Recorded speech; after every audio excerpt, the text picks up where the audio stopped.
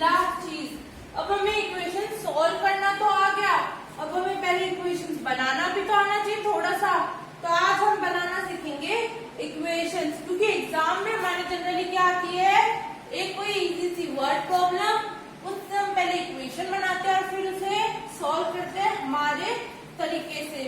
तो आपकी सबसे पहली जो वर्ड प्रॉब्लम है वो दे रखी है आपको, the area of a rectangular plot is 528। Area जो है एक रेक्टेंगुलर प्लॉट का वो है 528, और आपको बोल रखा है कि लेंथ ऑफ द प्लॉट जो है is one more than the twice of its breath.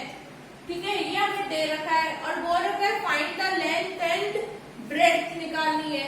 तो देखो एरिया में क्या पता होता है रेक्टेंगल का, लेंथ इंटू ब्रेथ होती है, ये तो हमें बचपन से पढ़ाते हैं एरिया, रेक्टेंगल का लेंथ इंटू ब्रेथ।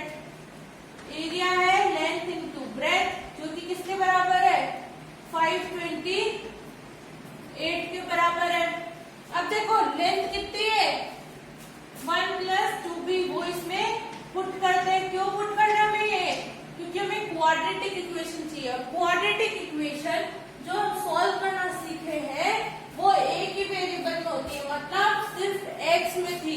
तो यहाँ पे अगर मैं ये लेंथ की जगह पुट करूंगी तो इस इक्वेशन का जो वेरिएबल हो जाएगा वो सिर्फ क्या होगा, b हो जाएगा। तो ये क्या हो जाएगी, b + 2b² = 528। अब हमें क्वाड्रेटिक इक्वेशन के फॉर्म में लेके आना है, 2b² + b माइनस का 528 = 0। ये हमारे पास इक्वेशन आ गई। अब हमें क्या करना है, इक्वेशन को सॉल्व करना है। कैसे करेंगे इक्वेशन को सॉल्व, मैंने फैक्टराइजेशन में सिखाया था आपको कि कैसे करते हैं। आप चाहो तो इसे क्वाड्रेटिक फॉर्मूला से कर सकते हो। हम तो एक बार फैक्टराइजेशन देख लेंगे ताकि क्या होगा, हमारा फैक्टराइजेशन का रिवीजन हो जाएगा। तो फैक्टराइजेशन कैसा होता है, देखो 528 का हम क्या करते हैं एलसीएम, तो क्या क्या आएगा, देखो हमारे पास 2, एक सेकेंड, लेंथ इंटू ब्रेथ, ठीक है 528। तो क्या है हमारे पास यहाँ पे,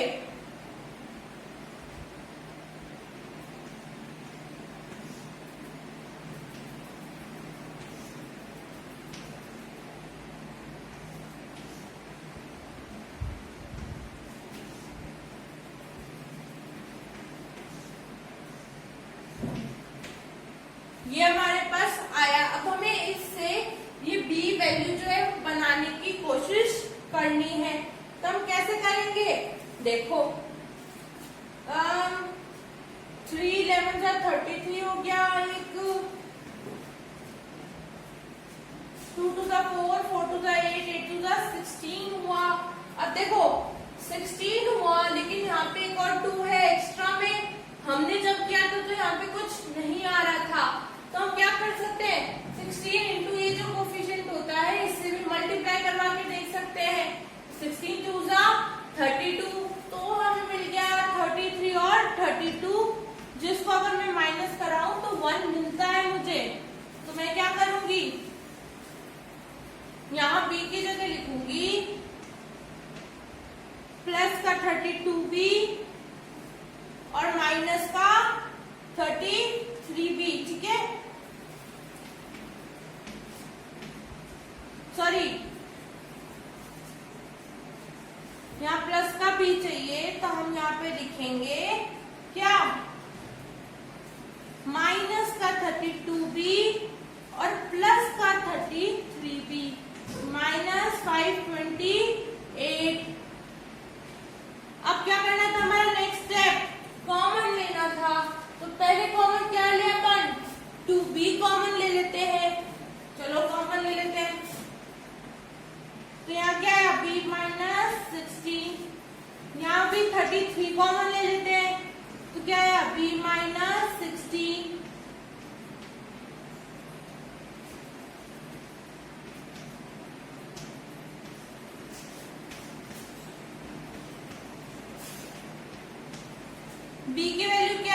से -33/2 और यहाँ से क्या है b की 16। अब देखो दो वैल्यूज आ रही है लेकिन एक क्या है नेगेटिव वैल्यू है। अब लेंथ ब्रेथ ये सब जो चीज होती है क्या कभी नेगेटिव हो सकती है? कभी भी नेगेटिव नहीं होगी।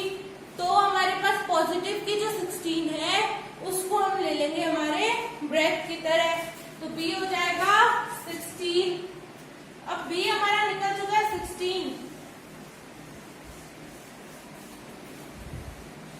तो लेंथ निकाल लेते हैं। लेंथ क्या है 1 + 2b, तो क्या हो जाएगा 1 प्लस लेंथ आ गई 33, तो लेंथ 33 ब्रेथ 16, दोनों वैल्यूज आ गई जो हमें चाहिए थी।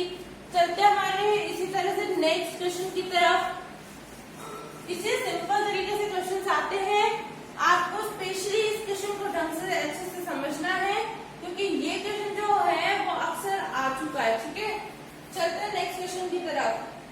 नेक्स्ट क्वेश्चन है हमारा the product of two consecutive positive integers is 306। We need to find the integers. Two positive consecutive integers. अब consecutive क्या है? देखो consecutive और positive मतलब x और x + 1 लेते हैं हम, ठीक है। अब देखो हमें बोल रखा है प्रोडक्ट जो दो consecutive positive integers है उनका क्या है 306। हमारे क्या क्या है दो, एक x इंटू x + 1, दूसरा प्रोडक्ट क्या है 306, तो ये हो गया x² प्लस x = 306, ये हो गया x² प्लस x माइनस का 306। अब देखो 306 का हम चाहे तो इसके फैक्टर्स लेके हम इसको कर सकते हैं फैक्टराइजेशन से, और हम चाहे तो क्या कर सकते हैं इसका, हम चाहे तो इसको क्या कर सकते हैं क्वाड्रेटिक फॉर्मूला लगा सकते हैं। चलो हम इस क्वेश्चन को दोनों से सॉल्व करके देख लेंगे। सबसे पहले 306 के फैक्टर्स ले लो,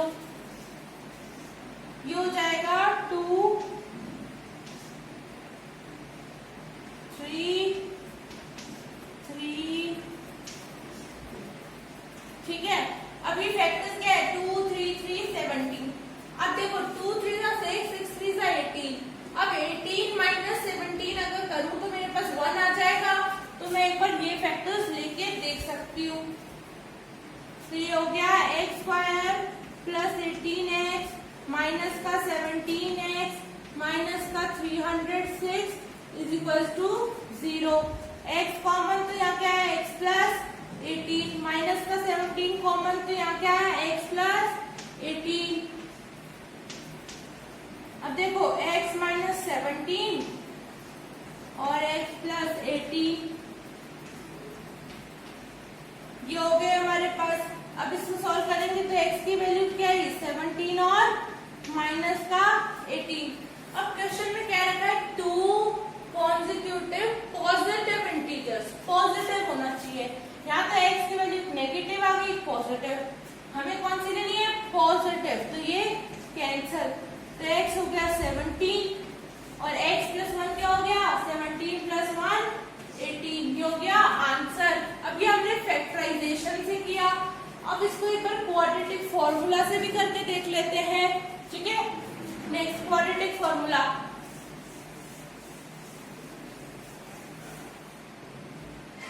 इक्वेशन थी और क्वाड्रेटिक फॉर्मूला क्या था माइनस का b प्लस माइनस, देखो b क्या होता है इसका कोफिशिएंट, a क्या होता है इसका कोफिशिएंट और c क्या होता है ये नंबर। तो अब देखो माइनस का b plus minus b² minus का 4 इंटू a क्या है देखो a 1 इंटू c क्या है माइनस का 306 अपॉन 2, a क्या है 1, तो आंसर आया -1 प्लस माइनस। अब अंडर रूट को हम सॉल्व करते हैं, 1 माइनस माइनस प्लस, प्लस का क्या होगा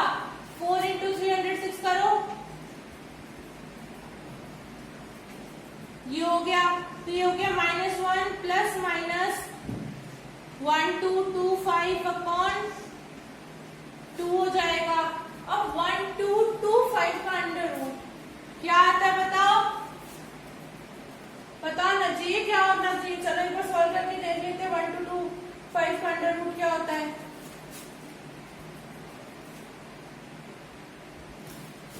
1225 5 to the 10 22 5 to 22 5 4 6 are 24 2 आया 4 6 are 12 आ गया। 5 to the 10 22 5 4 are 20 25 5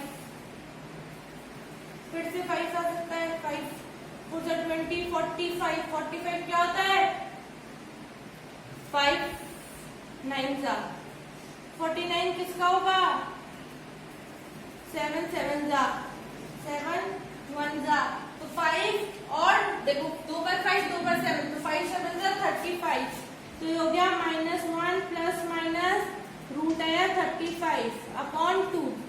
अभी हमें x के वैल्यूज पता चल चुकी है क्या होगा। दो वैल्यूज कैसे निकालेंगे, इसको इरेज कर लूं। एक पर x पॉजिटिव में लेंगे कैसे -1 प्लस का 35/2 आया 34/2 जो कि वैल्यू होता है 17 आ गया। x एक बार लेंगे -1 माइनस 35/2 माइनस 36/2 माइनस का 18 वही आ रहा था माइनस का 18। अब नेगेटिव हमें लेना नहीं है, पॉजिटिव कॉन्जिक्यूटिव इंटीजर है तो हमने प्लस का 17 लिया, x में पुट किया तो x प्लस 1 क्या आया 17 प्लस 1 तो 18 हो गया। तो दो कॉन्जिक्यूटिव इंटीजर्स क्या हो गए 17 और 18। एक और क्वेश्चन हमें दे रखा है। अब इस बार हमें एज वाला क्वेश्चन दे रखा है तो हम एज वाला क्वेश्चन कर लेते हैं, ठीक है। एक सेकेंड।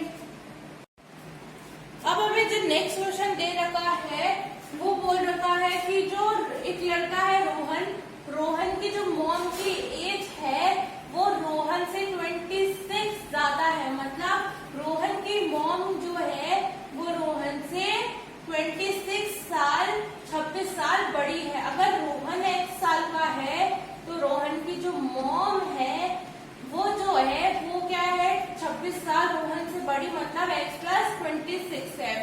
तो उसमें बोल रखा है कि 3 साल बाद जो दोनों की एज है रोहन और रोहन की मॉम की जो एज है 3 साल बाद क्या हो जाएगी रोहन की एज ये, और 3 साल बाद रोहन की मॉम की एज क्या हो जाएगी ये। इन दोनों का जो प्रोडक्ट है वो 360 के बराबर है। मतलब इन दोनों को जब मल्टीप्लाई करेंगे तो वो आंसर देगा 360 के बराबर।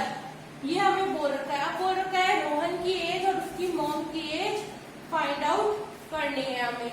सिंपल तरीके से कर लेंगे हम। सबसे पहले से क्या करेंगे क्वाड्रेटिक इक्वेशन में कन्वर्ट करेंगे। कैसे x square 29x 3x 3 into 29 कितना हो जाएगा 87 और ये 360 प्लस का यहाँ आएगा तो माइनस का 0। सॉल्व करने पे पूरी इक्वेशन क्या आएगी हमारे पास x square plus 32x minus 273 equals to 0। अब इसको मैं क्या करती हूँ सिंपली फैक्टराइजेशन से सॉल्व करा देती हूँ।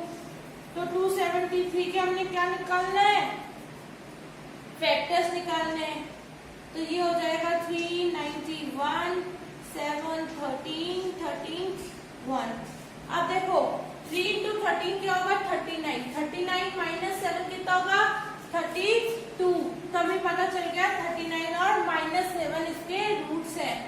तो x square plus 39x minus का 7x माइनस का 273 is equal to 0। x common x plus 39 minus का 7 x प्लस 39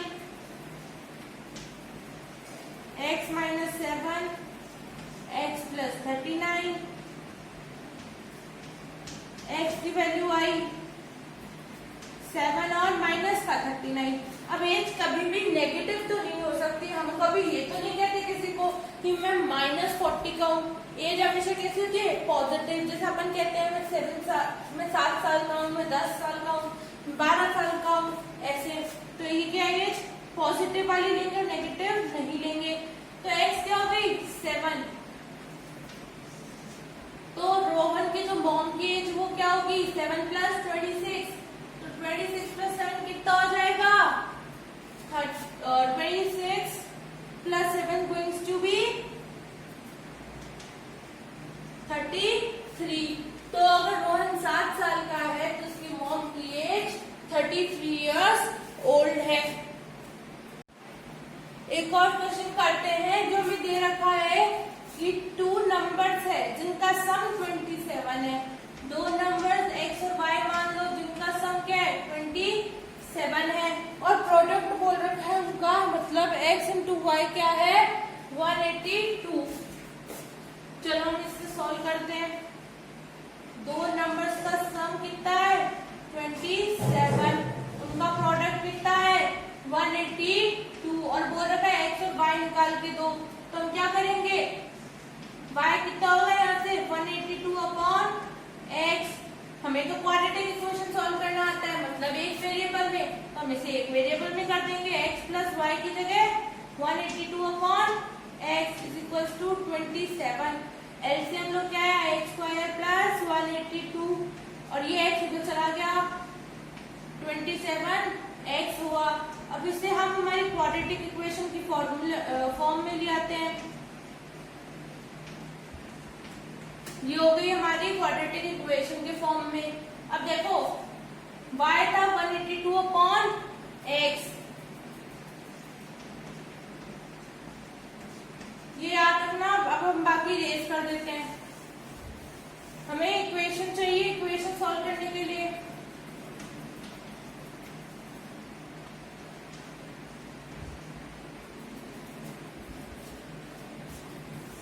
देखो जो 182 है हम फैक्टराइजेशन करते हैं। एक सेकेंड मैं इसको थोड़ा नीचे लिख देती हूँ।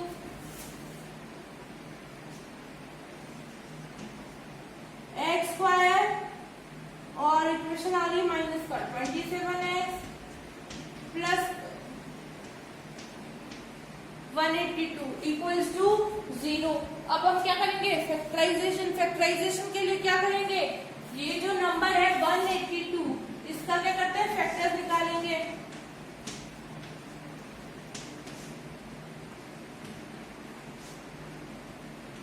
ये हो गया। अब देखो 2 से मतलब कितना होता है 14, और 14 माइनस का और माइनस का 13 क्या हो जाएगा माइनस का 27 हो जाएगा। तो वही हम एक काम करते हैं, लिख देते हैं -14 और -13। एक्स स्क्वायर माइनस का 14x माइनस का 13x प्लस का 182 0। x common x minus 14 minus 13 common, अंदर बचा x माइनस 14। यहां से आया x माइनस 14 और x माइनस 13। x की क्या वैल्यू आई 13 और 14। अब देखो y क्या आ जाएगा इसके लिए, अब हम देख लेते हैं। अगर x 13 है तो y क्या होगा 14, और अगर x 14 है तो y क्या होगा 13। मतलब 13 14 वो 2 नंबर्स है। ठीक है, अब ये इसी के साथ हमारा क्वेश्चन होता है solve. So hey guys, I am Pammi Jain. इसी के साथ होता है ये क्वाड्रेटिक इक्वेशन चैप्टर खत्म। हम मिलेंगे नेक्स्ट वीडियो के अंदर। तब तक के लिए इस चैप्टर को अच्छे से प्रैक्टिस कर लीजिएगा और अच्छे से सॉल्व करेंगे, और डाउट कमेंट सेक्शन में बता दीजिएगा ताकि मैं एक वीडियो में आपके डाउट्स क्लियर कर सकूं। ठीक है, इसकी अच्छे से प्रैक्टिस कर लेना क्योंकि ये चैप्टर बहुत इजी है लेकिन प्रैक्टिस मांगता है। ठीक है, सो मिलते हैं नेक्स्ट वीडियो में। Bye guys, like subscribe comment करना मत भूलिएगा और मैं पम्मी जैन मैथ्स को आप लोग के लिए इजी बना के रहूंगी। सो बाय गाइस।